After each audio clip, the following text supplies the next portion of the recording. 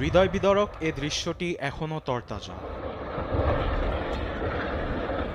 রোববার দক্ষিণ কোরিয়ার মোয়ান আন্তর্জাতিক বিমানবন্দরে ভয়াবহ বিমান দুর্ঘটনায় প্রাণ হারান ১৭৯ আরোহী। এতে প্রাণে বেঁচে যান ২ ফ্লাইট ক্রু।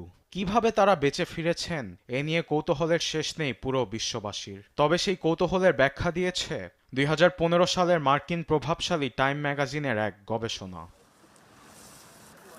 সেখানে বলা হয়েছে, বিমান দুর্ঘটনার ক্ষেত্রে সবচেয়ে নিরাপদ স্থান পিছনের সিট।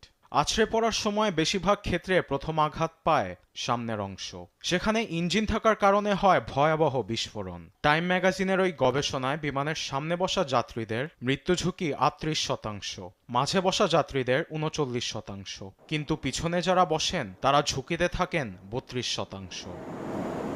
শুধু পেছনে বসার কারণেই বেঁচে যান ৩২ বছর বয়সী লি ও ২৫ বছর বয়সী কাউন। বিমান ধ্বংসস্তূপের পিছনের অংশ থেকে উদ্ধার করা হয়েছে তাদের।